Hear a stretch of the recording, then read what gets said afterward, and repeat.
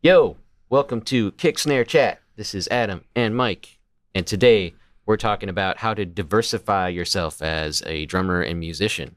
Yes.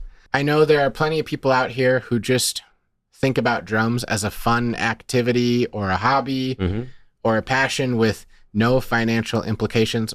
But I also think there's a lot of people that, even if they're in that boat just as a hobbyist, do have the opportunity to use it as a side hustle, a full-time career, or just a way to generate some funds to keep furthering the gear purchases that are sitting in their Sweetwater carts right now. Sure. Or if you have aspirations of being full-time and you're just trying to make it work, like maybe there's some things, some different ways outside of just playing drums that you haven't thought of.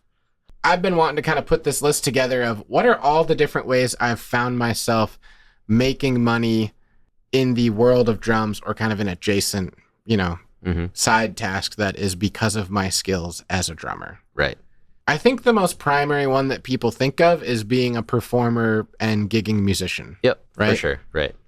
And within that category, there's so many different ways to pursue gigs in different days of the week, different settings, different musical styles, different financial brackets, different commitment levels, right? Right. Gigging can be very fruitful. And honestly, like when I think about going to play a gig, like most of the time it's like, all right, now I get to go hang out with my friends for a few hours and we're doing the thing we like to do. It's not playing board games, it's playing music together. Right. And it just so happens that we're doing it in public and we're getting paid a pretty good amount, or maybe a very little amount, but we're not losing money on it, which is cool. And I always say, like, I'm getting paid to like set up my gear, not to do like the playing part, Yeah, that's a good point. I'll use that line all the time. I feel like it's going to be different for everybody where they live or their experience level financially. Right. So I don't want to set strict guidelines on what you should expect to make or what you should be charging to do this kind of work. No, sure.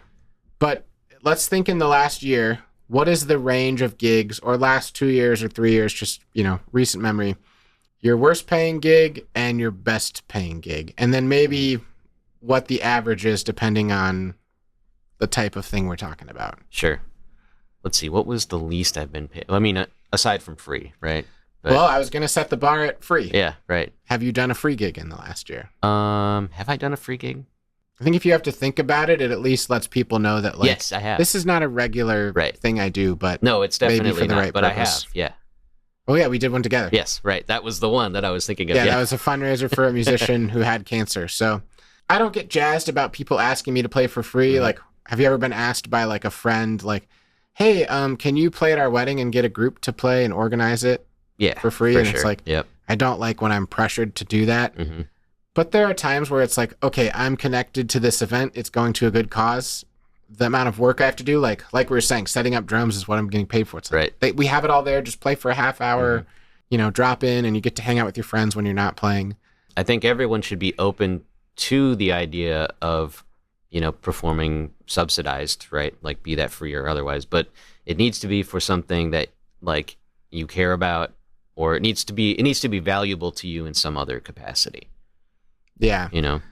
To go in the opposite direction, and this is not to gloat or brag, but I think maybe just to show people the range of, like, we're in a small market. We're not touring with Taylor Swift. That would be different. Right. What is the kind of gig where you make the most money, and what kind of ballpark figure might we be talking about? Yeah, I mean, that's got to be a wedding is the most expensive, I think. Yeah. A private party can come close. It depends, but I think wedding just tends to be the biggest on average, Yeah. A corporate event, you're usually just playing your set list. There's no first dance or special song that's part of the actual proceedings of the weddings. But with weddings, you're coordinating with the bride and groom and special dances and ceremony music sometimes and cocktail music. And also early setup. Like, you have to set up way before the wedding starts because they need the venue for other things. And so you got to go set up, and then you got to, like, go screw off for a while and then come back to play. Yeah. So it's not just because it's a wedding that the price is being amplified, even though it's the same time frame of performing and stuff. But it's a much bigger time investment overall, Yeah. Usually. So let's say, what is the range of pay for weddings for you now? Mine has changed so much over the years, which it's only gone in one direction. Yeah, right, which is good, yeah. But Right. there's still a wide range for me that I might encounter. Yeah, I mean, I would say, minimum $500 generally. Yeah, and that's like a reception. Yeah. Sometimes I'll do just like jazz for cocktail hour, and I might make less than that. I'd say the least I might make would be $250. We're talking Sure. jazz But that's trio. like a cocktail hour kind We're of just thing. playing the ceremony or playing something Yeah, where yeah, it's yeah. very quick Right, in and right. out. And I don't really do any of those. Yeah. I'm trying to push for one of the groups that I play with to do the entire experience where like we have the talent to be able to do like a jazz trio for the reception and then do like the full band for the ceremony and stuff like that. Yeah, I mean, Pocket Kings does that, Mhm. and we've got multiple options. I'm like, well, do you want a quartet with a saxophone? Do you want a quartet with a singer? Do you want a quartet with a female singer? Right, right. Do you want a trio with piano? Or do you want a trio with guitar? And honestly, they usually don't care, and I try not to overwhelm them, but yeah, we do the works where Greg, our singer, will do ceremony, acoustic guitar and singing, and I'll run sound for it, including their sound.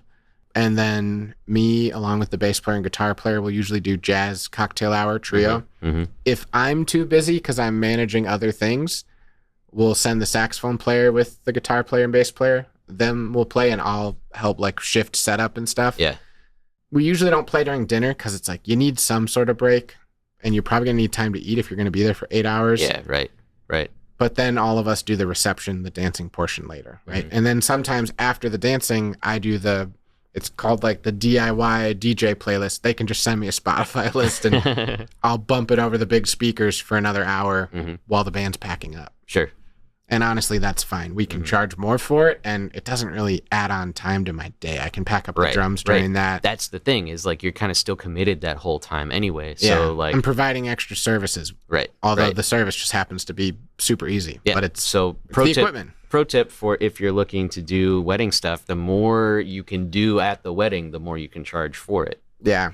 I'd say like, yeah, $500 is a nice range. Sometimes it's a little less. Sometimes it's a lot more. Like when I'm doing a wedding with a big band and we're doing the works and I have to also run sound for the ceremony and it's another location, I can clear up to like $1,500. Those are super rare. Yeah. But it's nice. But yeah, being able to pull down $1,000 in a night is awesome. If I'm doing all that extra work, it's a lot more than a night's work. It's a lot of communication leading up to it for a year often. Right. But it's a highly concentrated time to make a good chunk of money. Sometimes I think like, would I rather make 500 and just show up and play drums and not worry about a thing?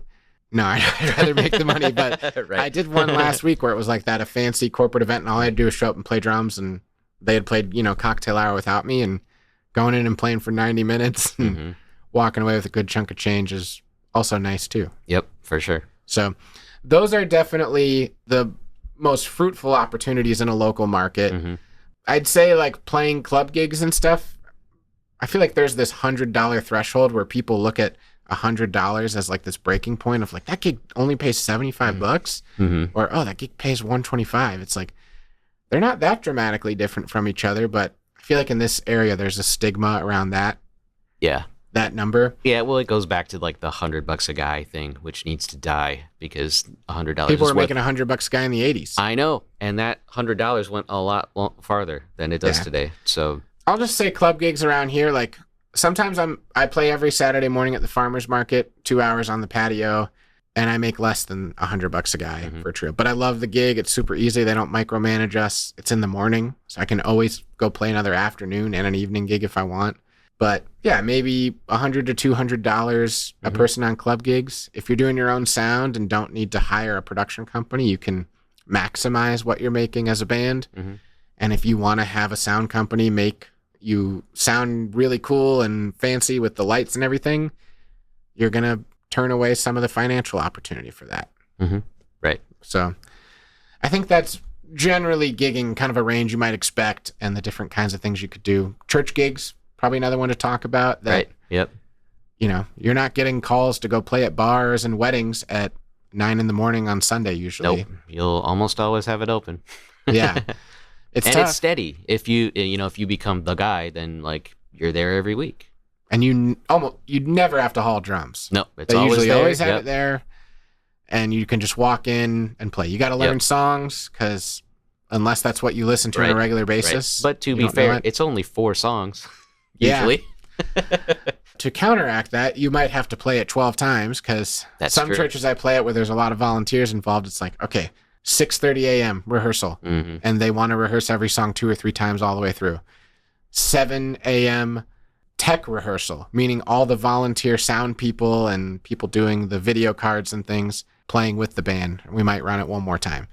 And then, we do an 8:30 service, a 10 service. If you're at a big church, maybe do an 11:30 service. Yeah, that's crazy. Yeah. It's a long day. So just think about that when they say, hey, we can give you $50. It's like, it's $50 that I would not be making otherwise, because I'm not turning down other work. But if you got to be there for 6 hours, then that's a lot of time. That's a lot of time. Maybe something that if you're a drummer, you don't think about is just the concept of subbing gigs, right? Being available to play last minute or, fairly-ish last minute, like maybe a month out or something in someone else's band, and you're not going to be the guy. You're just going in to play a fill-in, right? That is something that like people need, because things happen, stuff comes up. That's a good point. That's almost like a separate bucket of gigging. Right, yeah. And so it is a special skill set, because you have to be able to work up a bunch of tunes, depending on the gig. It could be a 4-hour night. That's pretty average for like if you're sitting in with a cover band or something. Yeah, and there's no residual income in gigging, really, like you're not getting paid after the fact. But once you've learned a book, the next time you get called, now I'm getting paid X amount for just showing up and playing, not for learning your book, because I maybe wrote charts or something, or I have it down. So as a drummer, like I think every one of us should be thinking like about being in more than one group. Doing things other than just like I have my one band and that's all I do, if you're trying to make money. Gigging is great. Gigging is important. It is probably the core of both of our careers. I don't know if it's my top breadwinner. In the summer, it definitely is, but it also can be unpredictable. And that's where I think teaching is a really great opportunity. Yeah. What I will say is if you don't like teaching, don't do it. Yeah, right, because it'll crush your soul if you don't like it. It'll crush your soul, and it's not fair to the person who wants to learn, and giving them a bad experience, potentially turning them away from the instrument because you were not a good person to be around or a good advocate. Yeah, or turning them away from music forever. Yeah. Like that terrifies me, that thought. You and I both teach lessons. We've done an episode about building a lesson program. There's a lot of different ways to do it. You can do it privately out of your home. You could do it at a music school. You can do group lessons. You can teach ensembles like rock band classes and stuff that they have at your school. Yep. I also teach within a high school and come in during the day and teach private lessons there, but also run sectionals or drumline rehearsals and things like that. There's a lot of opportunities to do it. It could be nights and weekends. It can be during the school day, during the week. Yep. So that's really good. Around here, I think the lesson rate for teachers, when I started, I was making $10 as a high school kid driving my bike over to some houses and teaching younger kids drum lessons. When I was in college, I think I was making $15 a lesson for a half hour. When I moved here, it was 20. When I moved to the music school 10 years ago, it moved up to 25. And then last year or the year before, I raised my rates to 30 just because the times had changed. Yep, for sure. That's about what it is in this region right now. I know I have friends who have taught in big cities. They're like, that's all you make for lessons? I charge $50 for a half hour. I'm like, no one would do that here. Yeah, right. Maybe if I had a master's degree and was teaching at a very high level and only very advanced students. Yeah, well, I was going to say you'd for sure have way fewer students. Yeah. So that's always the balance of price, right? Is like the lower your rates, the more students you'll probably have. But when you think about that money, it's like, I know sometimes people think like, oh, wow, so you just work for 3 hours doing 6 lessons and then you make this much money. It's like, yeah, there's other stuff that goes into it. I prepare all my teaching materials. I send the invoices. I do all of the work that goes on outside of the lesson so that I can keep every penny and not give it away to a school or a building that I need to rent by having a space here to do it. Right. So that does add up. It still is nice. It's a nice way to make highly concentrated money on a very regular basis.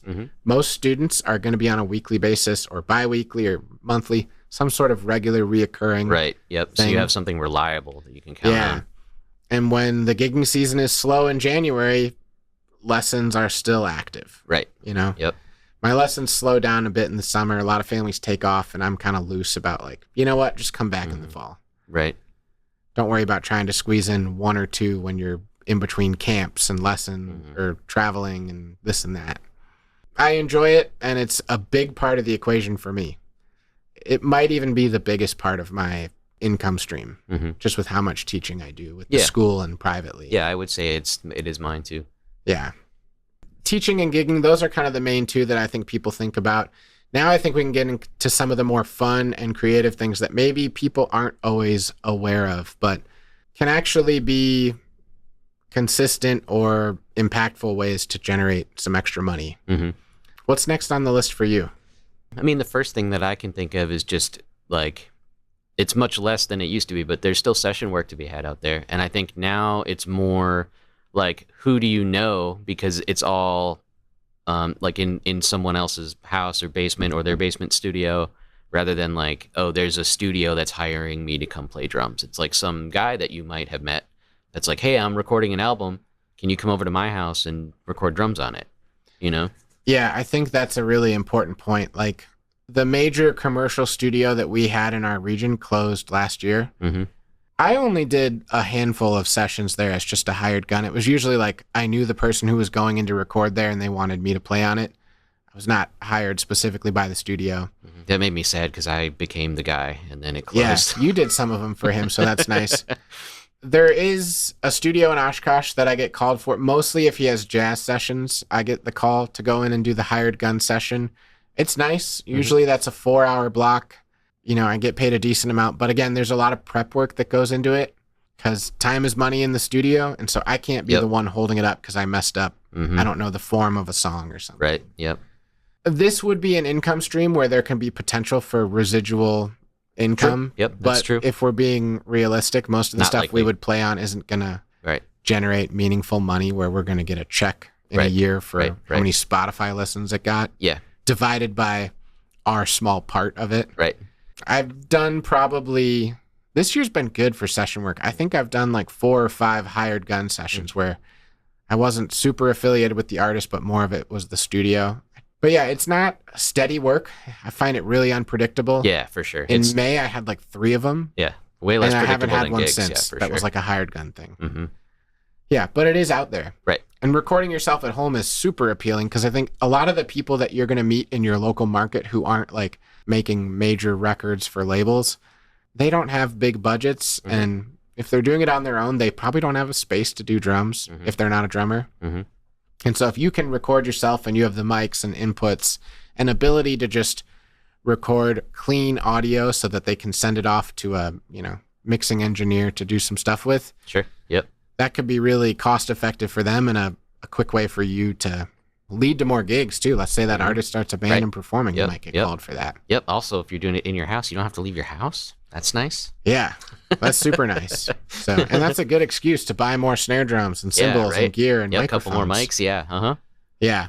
So I think it is existing, but it's changed a lot. Yeah, I agree. Yep. I think it's probably changed better for people like us. I think there's probably guys in LA and Nashville and New York who are pretty bitter about where the recording work is. Not the A-listers, they're still working. Yeah, right. But I think for the small town person who can send files over the internet to someone across the country, it's like there's a open door with a lot of opportunity if you really want to work at it. Right. Yep. I've been called to do some sessions for random people based off videos I put on YouTube showing myself recording. And that's cool that I can do that from Oshkosh, Wisconsin. Yeah. All right. I would agree. That was probably my number 3 of like thing to think about. My next one is with buy and sell. Oh, sure. Yeah. This is one that I just find fun because I like buying gear and checking it out. Yeah. I don't love keeping it forever and it being the main thing. I like to just like get my hands on something, use it for a little bit and flip it if I can make a product, you know, profit. So finding a used acrylite on Marketplace super cheap, cleaning it up, making it look really good, like you can double your money, you can triple your money. And especially with Reverb and eBay where you can appeal to a way larger market, you know, you could take something that's not really appreciated or respected around here and find someone who's very passionate about it. Right. And sometimes it's not even that glamorous of like an old vintage drum. Sometimes it's a beginner kit you found at a garage sale. Right. Yeah. The heads are dented and thrashed, and you can rehead it, make it sound good. You're providing value for someone. Yeah, for sure. And I think that's especially true about like intermediate range stuff, because a lot of times that's been thoroughly thrashed by the person who used it last, and maybe they're done playing or whatever. But like, you get it and it's messed up, and like just a little bit of elbow grease can bring it into something that's nice again, and then you can make some money. And it's just fun. I think a lot of the people who watch YouTube videos of drum restorations and building, it's like they like putting their hands on stuff and tinkering. Yep. You know, I think about when we went to Hawthorne Drum Shop. I remember Chris, the owner, talking about like he spends all this time like making these drum sets really good, collector grade, and then the buyer's so excited, gets in the mail, sends them a note a week later. I just took the whole thing apart and gave everything a bath and put it back together. He's like, I did that a week ago. People enjoy that. Yeah, right. And so I think I've gotten some grief on videos I've made about flipping drums. People say I'm kind of ruining the market because I'm just jacking up the price. But it's like, I've also gotten people say like, hey, you're adding good value. Because like a beginner who has never played drums, no, they're not getting it for $150, the whole kit. But if they get it for $400 and it's like in good shape, the missing felts are replaced, the heads are tuned. Right. Like, that is something that a parent will happily pay for, to know that they're not going to have to replace it or bring it to the music store in 6 months because it's falling apart. Not to mention, if you're a student and you play on it and it sounds good, you're going to be more inclined to keep playing it. If it sounds terrible every time you hit it, you're not going to want to get down there. Yeah, I think the big thing with this, if you want to get into the buy-sell, is you have to know the market. Yep. You can't pay $300 for an Acrolite and think like, well, I'll get that back in 6 months. It's like, maybe, but maybe not. Right. And yes, you might be able to get that on Reverb, but there's selling fees involved with it. And then you need to think about if you're going to pay taxes on that stuff and reporting it, because Reverb is tracking that for you. Right. And it also has to be a good deal. You can't buy an Acrolite for $230 and then sell it for $250. Yeah. You could, but is that really worth $20 at the end of the day? Like, you put a lot of time into it. Even just if you don't do anything and you relist it, that's still an investment of time, because you have to deal with other people who want to come get it and pay you and stuff. In line with this same category of buying and selling as an income stream for a drummer, it would be tuning and repair work. Now, this is something that I never really thought I would get paid for when I started getting paid for it. Like, a school would call me, hey, can you come in and tune up all the marching drums? We're getting ready for marching season. When I was in college, I used to get that call. And, I'd get maybe $100 and it was like 4 hours of a work or something. And I hated tuning marching drums. I still do. I'm not good at it. I would usually send it to someone else now. But it's like, oh, you can make money doing this? Schools have budget for this stuff? A lot of band directors don't know anything about tuning drums. Sure. Or even if they do, they just don't have the time to do it. Or same thing at churches. I've been hired by churches to come in, like churches that will not pay me to come play because they're like, oh, we don't have any budget for paying musicians unless we're paying them to tune up the drums. But I've been hired, oh, we got new heads. Can you come and put them on and get everything dialed in? It's like, yeah, I could do that. And it seems like such an easy skill for a drummer who's been playing for a long time. Like, oh, you could do that. I could show you how to do it. It's like, I don't want you to show me how to do it. I want you to come do it now, and I want you to do it again 6 months from now when we change the heads. Right. I'm not saying you need to incorporate and start a business of repair work or tuning, but it can be pretty fruitful. A lot of times when I do that, I bring white lithium grease and some of the stuff we talked about in the maintenance episode of like checking lugs and things that those people wouldn't think about, even if they know how to change drum heads, is worth something of value to them. I wouldn't say it's steady work, but I think it could be if you very actively pursued it and got to know all the school districts around. And like got if you were the tight guy in with the those people. area between all the schools, that could keep you busy for a while. And I know right now our local music store, they've recommended me that a few times because they don't have someone to do it. And I remember my first thought was like, why don't you just negotiate that of like, they pay you and you pay me an hourly rate as an employee. And it's like, they don't even want to deal with it. Even they could take a little bit off the top. Right. It's like, no, they'll pay you. It's good business for us to recommend good people to go in and help them. Right. So that stuff's out there. And I think a lot of people just don't realize that can have a transactional value. Yeah, absolutely. Yeah, and again, it just feeds your own interest of like, maybe you like working on drums and do it for yourself. It's like, well, then you might be able to do it for other people and help feed your hobby. Yeah, and like we just said, like music stores don't have that capability. Yeah. Most all. I mean, maybe a drum shop might, but drum I shops think are hard to if find drum shops too. don't, then I think like, owning a drum shop is so tough right now. If you don't offer these services, Hmm. you need to. I agree. Yeah. Are there any others you're thinking of? I had one, but now it's gone. So you go. I have two more. The next one that is probably, it's very niche. I don't get to do it regularly, but I've had some cool opportunities is transcription Hmm. and being able to write music for things, like especially on a computer program, make them look professional. But Yep. I've done some work for Steven's Drum Shed, that channel, for his educational site of, it was mostly copy work, Hmm. not even like a skill of being able to hear something and write it out, Right. but just put it into Finale and make it look good for Yep. professional worksheets. Hmm. Maybe a year or two later, I started doing it for Adam Deitch's Deitch Academy. Mm. And those ones were much harder because it was like, here's a video of me playing a drum solo. I need someone to transcribe it and create a thing. And those were, I was paid per lesson. Sometimes it was like, dang, this lesson took me 5 minutes to do and I made a lot of money. And then sometimes it was like, this one took me 12 hours to do. Yeah. And it was just a challenge. Uh-huh. But also, it's like, I love his music. Yeah. And I got to connect with him Right. How cool. through PayPal. I connected with him a few other times, but like, yeah, he paid me because I have a skill that was valuable to him. And he's an amazing drummer. Yeah. He has the musicianship to be able to do that. He probably doesn't have the time. Right. Exactly. So that could be really cool. I've had a few people reach out to me like, hey, can I hire you to write me sheet music to this song? Because I have no idea how to do it.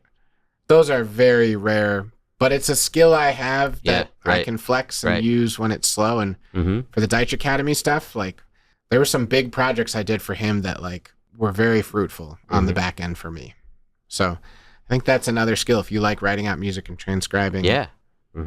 And my resume for that is just a bunch of transcription videos I have on YouTube being like, here's my work. If you think it looks like you like, or then we'll go from there. Yeah. So it's out there. Uh-huh. Do you think of yours? Yes, I did. Okay. So drum programming is something that I feel like a lot of drummers don't even think about. But, how often do we need to replicate electronic sounds? Kind of a lot nowadays. I didn't think about that. So, being able to literally provide electronic sounds for a project that somebody's working on is invaluable. We have the experience of understanding how rhythm works, and many people don't. Even, really great songwriters maybe would rather defer to someone who, their life is rhythm stuff, right? And you, as a musician, as a drummer, then also understand how drums are supposed to sound or how drums sounds are built, right? Because they have layers.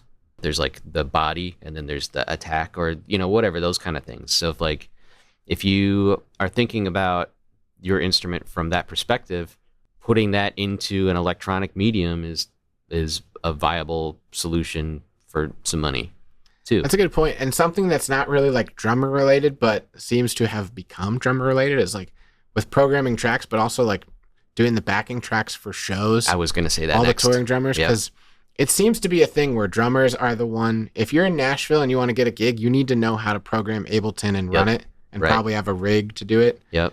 It can make you very employable and can win you a job over someone else. And you're probably going to get a pay bump because you kind of become the MD rather than just a guy who plays drums. So it's one that I haven't done at all, but yeah, if I was trying to break into a major scene, that would be one void in my skill set where I'd be like, I have to tackle this. I'm making the plunge. I have Ableton now. I just got it 2 weeks ago or something like that. Like that's on my short list of stuff is like learn how to build a show and like get all that stuff together, even sync it with lights and stuff. Yeah. Because like that's a very marketable skill to have, especially in a larger market. Yeah, I agree.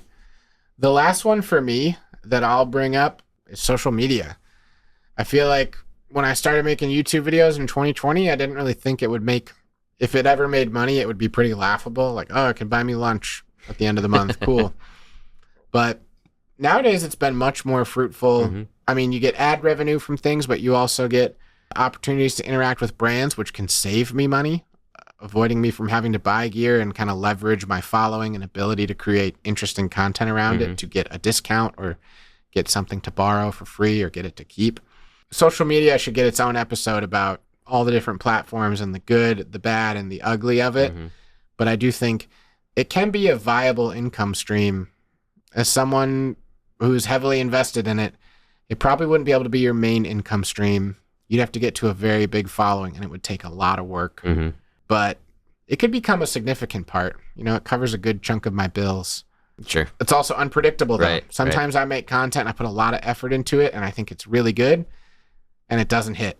And sometimes I have something where it's like, this is cool. I'll make a video, and then that one hits and is super fruitful in engagement or leads to a brand deal or just gets a bunch of ad revenue. So it's out there. I think it's worth investing stock in because in general, I think if used the right way, social media it's your business card and it's the liner notes to your life. Like, you know, YouTube is at least. Yeah, it can pay off so many ways, directly and indirectly, but it can be a revenue stream. Right. Yeah. I think also, like, if you're doing it anyway, consider recording it. Like, that was kind of the impetus for me starting my channel, was just like, I'm doing these projects and I kind of think they're cool. So, like, well, I should just record them and just share them with people. And then, like, we can have a dialogue about, like, this thing that I made, or, like, maybe you made a thing that's kind of like that, and you can show me your, you know, like, that kind of stuff. And every one of the income streams we talked about for diversifying yourself as a drummer, I have gotten work from that through social media at times. I've definitely gotten gigs from gig clips I've put up where someone thought I would sound really good on this gig.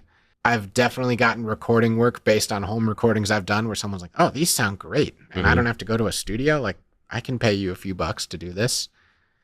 I've definitely got inquiries for lessons because people saw videos and liked the way I play. And then same thing with repair and fixing and all that. It's like, oh, I see all those videos, people around town or whatever. Like, I saw all those videos of you like cutting up drums and stuff. Could you come fix my drum setup?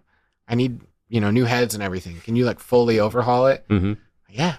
I think it can be a great, just an advertisement, but also an advertisement that doesn't cost you money. Just also generates money on its own. Just time.